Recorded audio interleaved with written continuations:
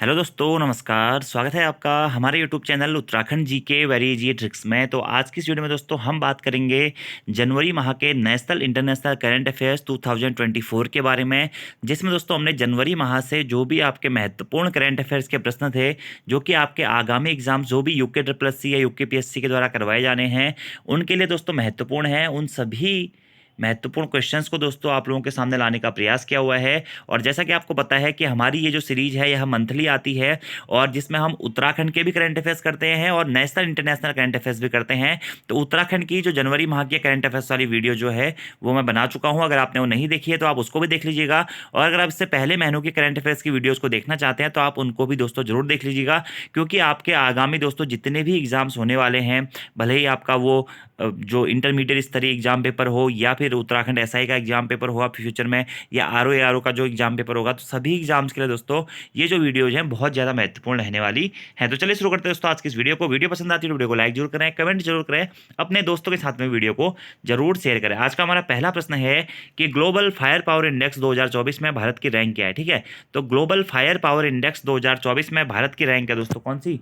चौथी। ठीक है, पहले स्थान पर है अमेरिका, दूसरे स्थान पर है रूस, तीसरे स्थान पर है चाइना और चौथे स्थान पर है दोस्तों ग्लोबल फायर पावर इंडेक्स 2024 में भारत। ठीक है, याद रखना है आपको, इंपॉर्टेंट क्वेश्चन है। अगला हमारा प्रश्न है दोस्तों, मुख्य निर्वाचन आयुक्त और अन्य निर्वाचन आयुक्त विधेयक 2023 के अनुसार मुख्य निर्वाचन आयुक्त और अन्य निर्वाचन आयुक्त की नियुक्ति की चयन समिति में निम्न में कौन शामिल नहीं है। तो अभी दोस्तों एक नया विधेयक 2023 आया है, मुख्य निर्वाचन आयुक्त और अन्य निर्वाचन आयुक्त विधेयक 2023, जिसके अनुसार दोस्तों इनकी नियुक्ति की चयन समिति में कौन शामिल नहीं है, यह आपसे पूछा गया है। ठीक है, तो लोकसभा के प्रतिपक्ष नेता या सबसे बड़े दल का नेता, ये तो दोस्तों शामिल है, प्रधानमंत्री भी शामिल है, और प्रधानमंत्री द्वारा नामित एक केंद्रीय कैबिनेट मंत्री यह भी शामिल है। तो कौन शामिल नहीं है? लोकसभा के सभापति इसमें शामिल नहीं है। याद रखना है दोस्तों, आपको एग्जाम में डायरेक्टली भी प्रश्न पूछा सकता है कि कौन कौन शामिल है। तो कौन कौन शामिल है? भारत के प्रधानमंत्री शामिल है, प्रधानमंत्री द्वारा नामित एक केंद्रीय कैबिनेट मंत्री शामिल है, और लोकसभा में प्रतिपक्ष नेता या फिर सबसे बड़े दल के नेता शामिल है। ठीक है, तो अनुच्छेद 324 में दोस्तों चुनाव आयोग के बारे में बताया गया है। ठीक है, या निर्वाचन आयोग के बारे में बताया गया है। राष्ट्रपति द्रौपदी मुर्मू जी ने इस विधेयक को मंजूरी दी है, और मुख्य निर्वाचन आयुक्त और अन्य निर्वाचन आयुक्त की नियुक्ति चयन समिति की सिफारिश के आधार पर राष्ट्रपति के द्वारा की जाएगी, जिसमें कौन कौन होंगे? प्रधानमंत्री होंगे, प्रधानमंत्री द्वारा नामित एक केंद्रीय कैबिनेट मंत्री होंगे, और लोकसभा के सबसे बड़े प्रतिपक्ष नेता इसमें शामिल होंगे। याद रखना है आपको। ठीक है, अच्छा और महत्वपूर्ण क्वेश्चन है। अगला हमारा प्रश्न है, वैश्विक स्तर पर इस्पात उत्पादन में भारत कौन से स्थान पर है। तो वैश्विक स्तर पर दोस्तों इस्पात उत्पादन के मामले में भारत दोस्तों विश्व में कौन से स्थान पर है? दूसरे स्थान पर है। कौन से स्थान पर है? दूसरे स्थान पर है। और प्रथम स्थान पर दोस्तों कौन है? चीन इसमें प्रथम स्थान पर है। तो याद रखना है, वैश्विक स्तर पर इस्पात उत्पादन में भारत दोस्तों, या इस प्रकार से प्रश्न पूछा जा सकता है कि वैश्विक स्तर पर इस्पात उत्पादन के मामले में प्रथम स्थान पर कौन सा देश है। तो प्रथम स्थान पर दोस्तों कौन है? चीन है। और ऐसे प्रश्न पूछा दूसरे स्थान पर कौन है दोस्तों? हमारा भारत दूसरे स्थान पर है। अगला हमारा प्रश्न है दोस्तों, वर्ष 2024 के लिए ऑस्ट्रेलियाई ओपन महिला एकल का खिताब किस खिलाड़ी ने जीता है। तो आरीना सबालेंका के द्वारा दोस्तों ऑस्ट्रेलियाई ओपन महिला एकल का खिताब जीता गया। किसके द्वारा?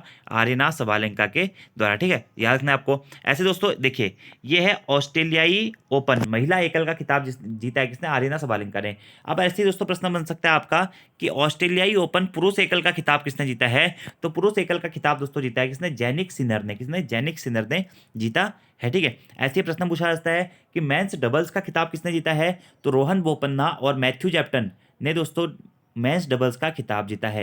अब दोस्तों यहीं से एक प्रश्न और इंपोर्टेंट बनता है, क्योंकि रोहन बोपन्ना भारत से संबंधित है।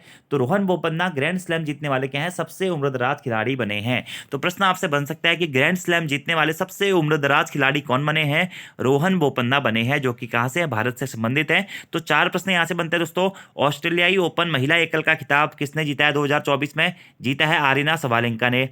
ऐसे प्रश्न पूछा जाएगा, ऑस्ट्रेलियाई ओपन पुरुष एकल का खिताब किसने जीता है 2024 में? तो जैनिक सिनर ने जीता है। ऐसे प्रश्न पूछा जाएगा, ऑस्ट्रेलियाई ओपन मेंस डबल्स का खिताब किसने जीता है? तो रोहन बोपन्ना और मैथ्यू जैप्टन ने जीता है। ऐसे ही एक और प्रश्न बन सकता है कि ग्रैंड स्लैम जीतने वाले सबसे उम्रदराज खिलाड़ी कौन बने हैं? तो वो रोहन बोपन्ना बने हैं। अगला हमारा प्रश्न है दोस्तों, इसरो द्वारा वर्ष 2024 का पहला मिशन कौन सा लॉन्च किया गया है? तो ISRO Indian space research organisation के द्वारा 2024 में अपना पहला मिशन कौन सा लॉन्च किया गया दोस्तों? एक्सपोसैट मिशन लॉन्च किया गया है। कहाँ से लॉन्च किया गया इस मिशन को दोस्तों?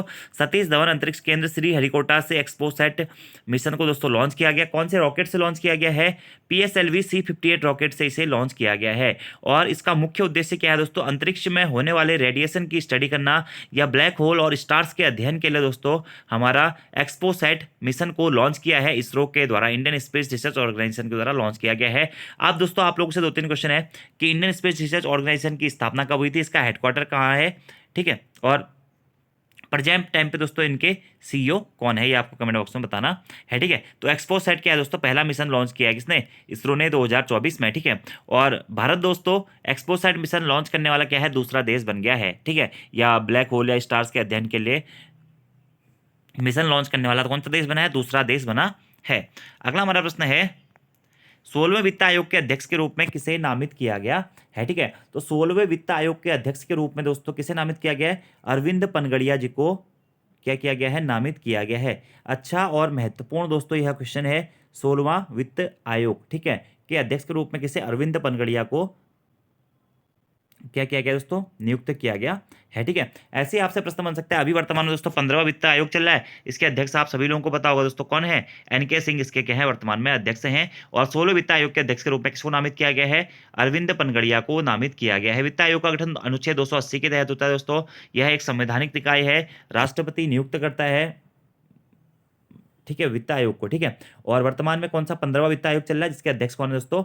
NK सिंह है, ठीक है। मार्च 2025 तक इनका चलने वाला है। इसके बाद में जो नया वित्त आयोग है 16वां वित्त आयोग वह लागू हो जाएगा, जिसके रिपोर्ट या जो अध्यक्ष होंगे वह कौन होंगे? वह होंगे अरविंद पनगड़िया जी। इंपॉर्टेंट दोस्तों यह क्वेश्चन है, ठीक है।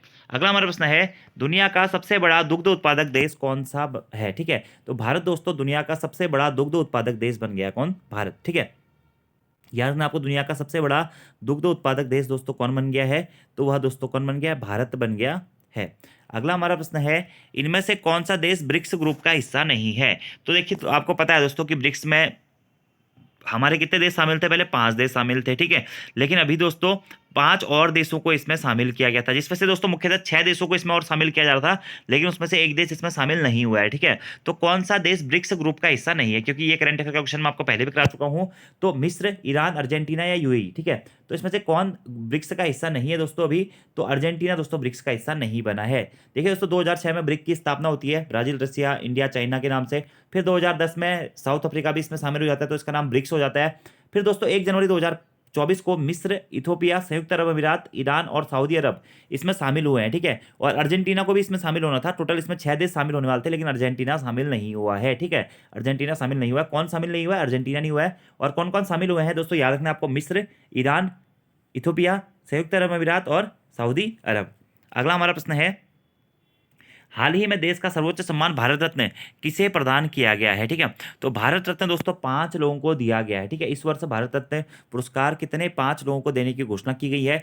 कौन कौन है 5 लोग? तो एक हैं दोस्तों कर्पूरी ठाकुर, दूसरे हैं लाल कृष्ण आडवाणी जी, तीसरे हैं MS स्वामीनाथन जी, चौथे हैं चौधरी चरण सिंह जी, और 5वें दोस्तों कौन? नरसिम्हा राव जी, ठीक है। 2024 में 5 लोगों को दिया गया। सर्वप्रथम 1954 में दोस्तों भारत रत्न दिया गया था। भारत का सर्वोच्च या देश, हमारे देश का सर्वोच्च सम्मान कौन सा है? भारत रत्न है, ठीक है। जो किसको प्रदान किया गया है? कर्पूरी ठाकुर को प्रदान किया गया है राजनीति के क्षेत्र में उत्कृष्ट योगदान के लिए। लाल कृष्ण आडवाणी को भी दोस्तों राजनीति के क्षेत्र में उत्कृष्ट योगदान के लिए किया गया है। चौधरी चरण सिंह जी को और नरसिम्हा राव जी को भी राजनीति में उत्कृष्ट योगदान के लिए।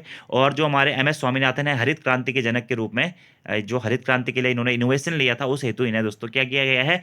भारत रत्न पुरस्कार से सम्मानित किया गया है। तो प्रश्न इंपोर्टेंट है, 5 के 5 नाम आपको याद रखने हैं। कर्पूरी ठाकुर, लाल कृष्ण आडवाणी, MS स्वामीनाथन, चौधरी चरण सिंह और नरसिम्हा राव। अगला हमारा प्रश्न है दोस्तों निम्नलिखित कथनों में से कौन सा कथन सुमेलित नहीं है, ठीक है। देखिए, भारतीय शास्त्रीय संगीत गायिका डॉक्टर प्रभात अत्रेय जिनका हाल ही में निधन हो गया है, उनका संबंध जो है दोस्तों वह किराना घराने से था। बिल्कुल सही है दोस्तों, ये तो जो हमारी भारतीय शास्त्रीय संगीत गायिका थी कौन? डॉक्टर प्रभात अत्रेय, ठीक है। तो इनका हाल ही में निधन हो गया, जो कि किराना घराने से संबंधित थी। अगला हमारा ऑप्शन है कि प्रसिद्ध धनुष यात्रा का संबंध असम से। नहीं दोस्तों, धनुष यात्रा का संबंध असम से ना होकर कहाँ से? उड़ीसा से क्या है? संबंध है किसका? धनुष यात्रा का। कहाँ से? उड़ीसा से, ठीक है। तो और कौन सा सुमेलित नहीं है पूछा गया है?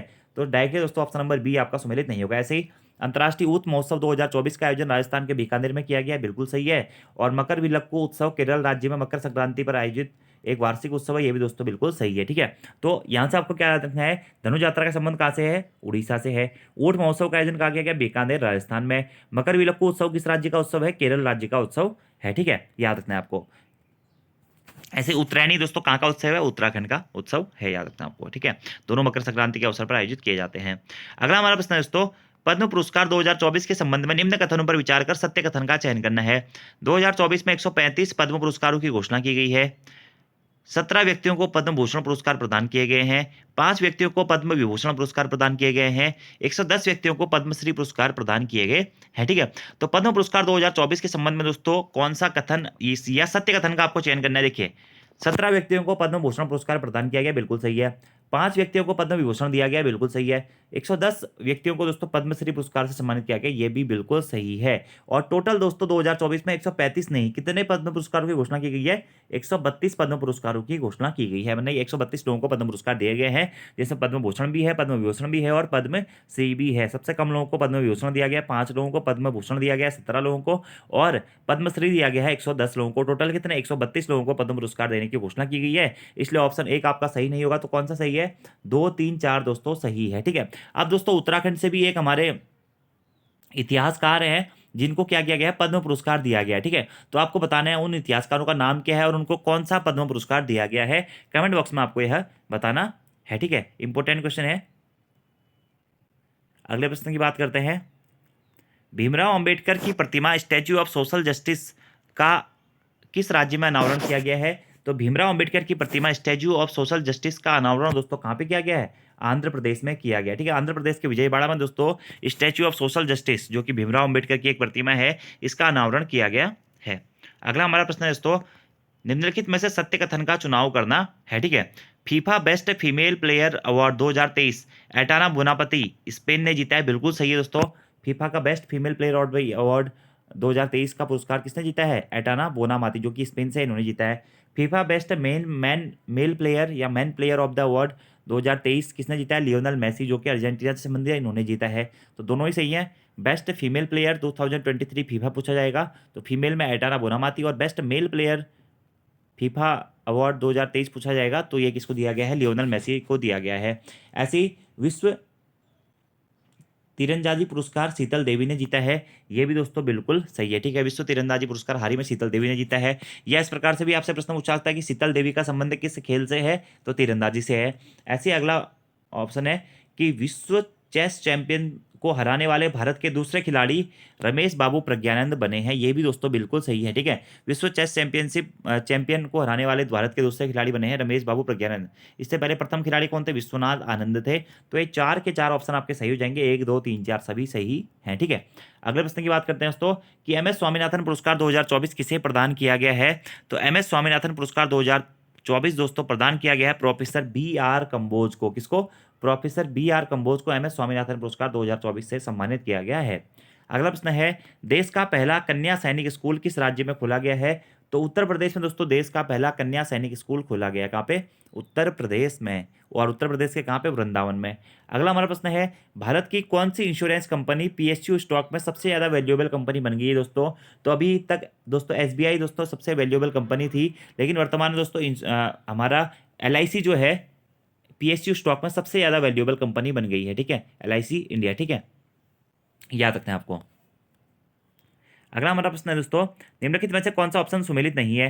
देखिए, जलीकट्टू उत्सव का आयोजन तमिलनाडु राज्य में किया जाता है, यह पोंगल उत्सव के तीसरे दिन किया जाता है, ये भी दोस्तों बिल्कुल सही है। जलीकट्टू उत्सव पूछा गया एग्जाम में, तो जलीकट्टू उत्सव का आयोजन कहाँ किया जाता है, तमिलनाडु में किया जाता है, और पोंगल उत्सव के तीसरे दिन इसका आयोजन किया जाता है, बिल्कुल सही है। अगला ऑप्शन है हमारा, होन्शु द्वीप जापान में स्थित है और भूकंप हेतु चर्चाओं में यह है दोस्तों अभी हाल ही में। तो होन्शु द्वीप कहाँ पे, जापान में स्थित है, ये भी बिल्कुल सही है। ठीक है, भूकंप हेतु ये चर्चाओं में रहा है। अगला ऑप्शन है, Churchill FASTag radio frequency identification तकनीक पर काम करता है, ये भी दोस्तों बिल्कुल सही है। ठीक है, तो कौन सा सही नहीं है, ऑप्शन नंबर डी दोस्तों सुमेलित नहीं है। ऑप्शन क्या है, साल्टन सागर में लिथियम के भंडार मिले हैं, यह साल्टन सागर दक्षिण अमेरिका में स्थित है। नहीं दोस्तों, अभी साल्टन सागर चर्चाओं में जरूर है क्योंकि यहाँ पे लिथियम के भंडार मिले हैं, लेकिन ये दक्षिण अफ्रीका में स्थित ना होकर कहाँ पे, उत्तर अमेरिका में स्थित है। इसलिए ऑप्शन नंबर डी आपका दोस्तों क्या हो जाएगा, सही हो जाएगा, यानी कि यह सुमेलित नहीं है, बाकी सभी आपके ऑप्शन सुमेलित हैं।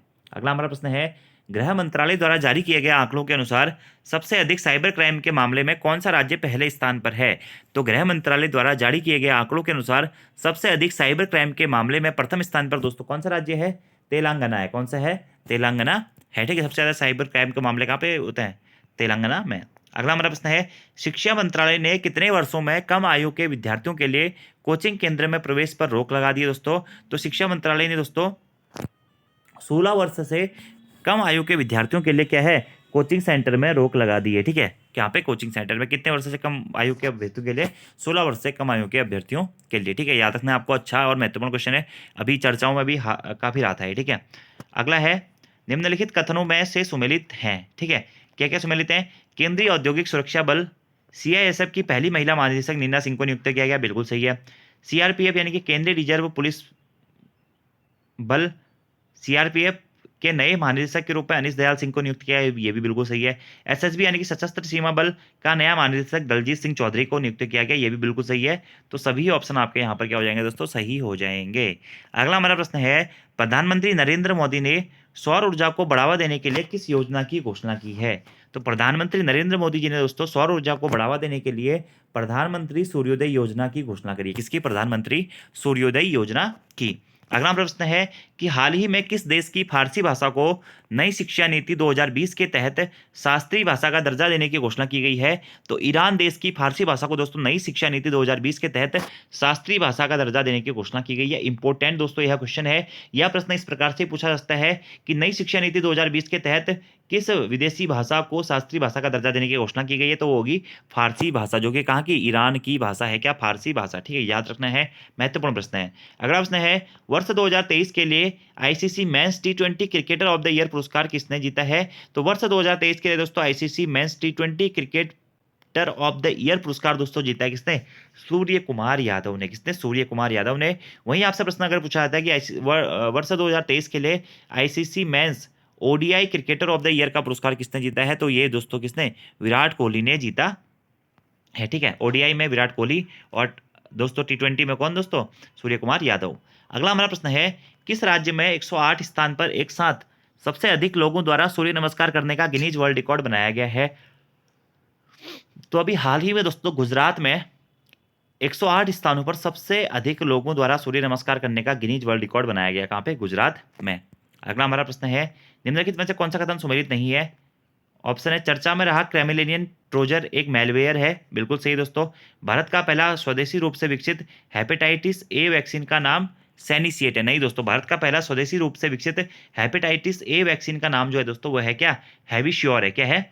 हैवीश्योर है। याद रखना है, इंपॉर्टेंट ये क्वेश्चन है कि भारत का पहला स्वदेशी रूप से विकसित हेपेटाइटिस ए वैक्सीन का नाम क्या है दोस्तों? हैवीश्योर है। क्या है? हैवीश्योर। ठीक है, और क्रेमिलियन ट्रोजर चर्चाओं में रहा है, इसका संबंध क्या है? तो ये दोस्तों एक मैलवेयर है। ठीक है, जो कि आपके फ़ोन या डेस्कटॉप में घुस करके आपका जो उसका सिक्योरिटी पिन्स वगैरह वगैरह है उसको क्या करते हैं? हैक करते हैं। ठीक है, अगला है, रानी दुर्गावती श्री अन्न प्रोत्साहन योजना मध्य प्रदेश राज्य सरकार द्वारा शुरू की गई है, बिल्कुल सही दोस्तों।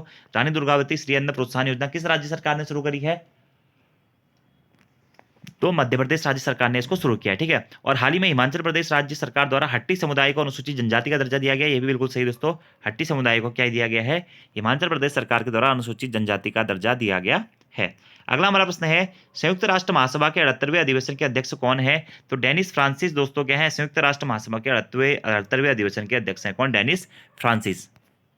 अगला हमारा प्रश्न है, स्वच्छ सर्वेक्षण पुरस्कार 2023 में किस राज्य को सबसे स्वच्छ राज्य का पुरस्कार दिया गया है? तो स्वच्छ सर्वेक्षण पुरस्कार 2023 इंपोर्टेंट क्वेश्चन है दोस्तों। इसमें स्वच्छ राज्य का पुरस्कार दोस्तों दिया गया है इसको महाराष्ट्र को। ठीक है, महाराष्ट्र को स्वच्छ राज्य का पुरस्कार दिया गया है। वहीं स्वच्छ शहर का पुरस्कार की दिया गया दोस्तों किसको? इंदौर और सूरत को। ठीक है, और इंदौर दोस्तों लगातार छठी बार क्या है इसको स्वच्छ सर्वेक्षण पुरस्कार 2023 में सर्वश्रेष्ठ शहर या सर्वश्रेष्ठ स्वच्छ शहर का पुरस्कार मिला है। ठीक है, तो इस बार स्वच्छ शहर का अवार्ड किसको है? इंदौर और सूरत को। और राज्य का पुरस्कार किसको दिया गया स्वच्छ सर्वेक्षण पुरस्कार 2023 में? तो महाराष्ट्र को दिया गया है। अगला हमारा प्रश्न है, भारत का सबसे लंबा समुद्री पुल कौन सा है दोस्तों? तो अटल सेतु दोस्तों क्या है? भारत का सबसे लंबा समुद्री पुल है। 2016 में इसका शिलान्यास हुआ था। हाल ही में मोदी जी ने इसका उद्घाटन किया है। इसकी लंबाई 21.8 किलोमीटर, जो कि मुंबई को नई मुंबई से जोड़ने का काम करता है। और भारत का सबसे लंबा समुद्री पुल है दोस्तों कौन सा? अटल सेतु। अगला हमारा प्रश्न है, निम्नलिखित में से आपको सत्य कथन का चुनाव करना है दोस्तों। अयोध्या में स्थापित होने वाली भगवान राम की मूर्ति अरुण योगीराज द्वारा बनाई गई है। बिल्कुल इंपॉर्टेंट और महत्वपूर्ण है दोस्तों ये। अयोध्या में राम मंदिर की स्थापना दोस्तों हो चुकी है। 22 जनवरी बहुत महत्वपूर्ण डेट थी। और जहां पर दो भगवान राम की अभी मूर्ति स्थापित की गई है, सिर्फ भगवान राम की ही की गई है, जो कि किसके द्वारा, अरुण योगीराज जी के द्वारा बनाई गई है। बिल्कुल सही है। गोल मेला महोत्सव का आयोजन जम्मू कश्मीर राज्य में किया जाता है। तो गोल मेला महोत्सव का आयोजन जम्मू कश्मीर में किया जाता है, ये भी दोस्तों बिल्कुल सही है। ठीक है। ऐसे विंग्स इंडिया 2024 में सर्वश्रेष्ठ हवाई अड्डे का पुरस्कार दिल्ली हवाई अड्डा और बेंगलुरु हवाई अड्डे को दिया गया, ये भी बिल्कुल सही है। ठीक है। और ऑरेंज उत्सव 2024 का आयोजन कहाँ किया गया, नागालैंड में किया गया है, ये भी बिल्कुल सही है। तो आपके क्या हो जाएंगे, सभी ऑप्शन सही हो जाएंगे। 1 2 3 4, ठीक है, याद रखना है। ऐसे ही प्रश्न आपसे बनता है, अगर कानूगा त्योहार कहाँ का है, तो तेलंगाना में दोस्तों कानूगा त्योहार मनाया जाता है। अगला प्रश्न है दोस्तों, पॉली उमरीगर पुरस्कार 2023 किसे दिया गया है, तो सुमन गिल को दोस्तों पॉली उमरीगर पुरस्कार 2023 प्रदान किया गया है। किसको, सुमन गिल को। अगला प्रश्न है, निम्नलिखित में से कौन सा कथन सुमेलित नहीं है। राष्ट्रीय बालिका दिवस 24 जनवरी को मनाया जाता है, बिल्कुल सही दोस्तों। राष्ट्रीय मतदाता दिवस 26 जनवरी को मनाया जाता है, बिल्कुल गलत है दोस्तों, क्योंकि राष्ट्रीय मतदाता दिवस 26 जनवरी को ना मना करके 25 जनवरी को मनाया जाता है। ठीक है। ऐसे पराक्रम दिवस दोस्तों 23 जनवरी को मनाया जाता है, बिल्कुल सही है। ठीक है। सुभाष चंद्र बोस जी की जयंती पे। और विश्व प्रवासी दिवस 9 जनवरी को मनाया जाता है, बिल्कुल सही है। ठीक है। तो राष्ट्रीय बालिका दिवस 24 जनवरी, राष्ट्रीय मतदाता दिवस 25 जनवरी, पराक्रम दिवस 23 जनवरी, विश्व प्रवासी दिवस 9 जनवरी। ठीक है, एनआरआई डे।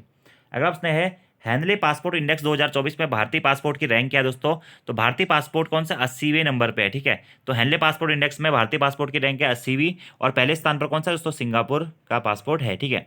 अगला प्रश्न है, सूर्य पृथ्वी की कक्षा लैंग्राज पॉइंट L1 में अंतरिक्ष यान स्थापित करने वाला भारत कौन सा देश बन गया दोस्तों, तो सूर्य पृथ्वी की कक्षा लैंग्राज पॉइंट L1 में अंतरिक्ष यान स्थापित करने वाला भारत दोस्तों विश्व का कौन सा देश बन गया है, चौथा देश बन गया है। आदित्य L1 मिशन दोस्तों, जो कि इसरो के द्वारा लॉन्च किया गया प्रथम सूर्य मिशन था, यह दोस्तों सूर्य पृथ्वी की कक्षा लैंग्राज पॉइंट पर प्रवेश कर चुका है। तो इसमें अंतरिक्ष यान स्थापित करने वाला भारत विश्व का चौथा देश बन गया है। सबसे पहले अमेरिका ने किया था, फिर यूरोप ने, फिर चीन ने, और उसके बाद में दोस्तों हमारा भारत चौथा देश बन गया है। अगला हमारा प्रश्न है, भारत सरकार द्वारा भारत पार्क किस देश में खोला जाएगा, तो भारत सरकार द्वारा दोस्तों भारत पार्क जो खोला जाएगा वह यूएई यानी कि संयुक्त अरब अमीरात में खोला जाएगा। कहाँ पे, संयुक्त अरब अमीरात में। अगला प्रश्न है, निम्नलिखित में से सत्य कथन कौन सा है, तो हाल ही में किर्गिस्तान देश ने हिम तेंदुआ को अपना राष्ट्रीय प्रतीक बनाया है, बिल्कुल सही है। चंद्रयान मिशन पेरेग्रीन 1 अमेरिका देश ने लॉन्च किया है, ये भी बिल्कुल सही है। गंगा सागर मेले का आयोजन पश्चिम बंगाल में किया था, ये भी बिल्कुल सही है। तो सभी ऑप्शन दोस्तों आपके यहाँ पर क्या हो जाएंगे, सही हो जाएंगे। अगला हमारा प्रश्न है कि जनवरी 2024 को मैं लैंड एडवेंचर के लिए किसे तेंजिंग नॉर्गे राष्ट्रीय साहसिक पुरस्कार प्रदान किया गया है, तो यह किसको किया गया दोस्तों, सविता कंसवाल जी को प्रदान किया गया। उत्तराखंड के करंट अफेयर्स में भी मैंने आपको यह करा दिया था। ठीक है। तेंजिंग नॉर्गे साहसिक राष्ट्रीय साहसिक पुरस्कार किसे प्रदान किया गया दोस्तों अभी, तो सविता कंसवाल को प्रदान किया गया। इंपॉर्टेंट क्वेश्चन है, एग्जाम में पूछा जा सकता है। और सविता कंसवाल का हाल ही में द्रौपदी का डांडा में जो स्लाइडिंग हुई थी या एवलॉन्च हुआ था, उसमें इनकी मृत्यु भी हो चुकी है। एक प्रसिद्ध पर्वतारोही ये थी। ठीक है। तो ये थे दोस्तों आपके जनवरी माह के महत्वपूर्ण करंट अफेयर्स। ठीक है। जनवरी माह के करंट अफेयर्स की वीडियोस का एक पार्ट दोस्तों और आएगा, जिसमें हमारे कुछ करंट अफेयर्स के क्वेश्चंस क्या हैं छूट गए हुए हैं, उन महत्वपूर्ण करंट अफेयर्स को हम उस पार्ट में कवर अप करेंगे। तो आपको आज की वीडियो कैसी लगी कमेंट बॉक्स में जरूर बताइएगा। वीडियो पसंद आती है वीडियो को लाइक जरूर करें, कमेंट जरूर करें, अपने दोस्तों के साथ में भी वीडियो को जरूर शेयर करें। और अगर आप हमारे चैनल पर पहली बार आ रहे हैं तो चैनल को सब्सक्राइब भी जरूर करें। और दोस्तों अगर आप उत्तराखंड के आगामी एग्जाम से तो डिटेल कोर्सेज से या प्रैक्टिस सेट के कोर्सेज से जुड़ना चाहते हैं, तो प्ले स्टोर से हमारी application Uttarakhand GK very easy tricks को डाउनलोड करके जुड़ सकते हैं। और अभी दोस्तों जो आपका इंटरमीडिएट स्तरीय एग्जाम पेपर होना है मार्च में, उसके लिए हमारे प्रैक्टिस सेट का नया बैच भी शुरू होने वाला है 19 फरवरी से। तो अगर आप उससे भी जुड़ना चाहते हैं तो हमारी एप्लीकेशन के माध्यम से जुड़ सकते हैं। तो आज की वीडियो में इतना ही दोस्तों। Thank you, thanks for watching video, see you next time, धन्यवाद।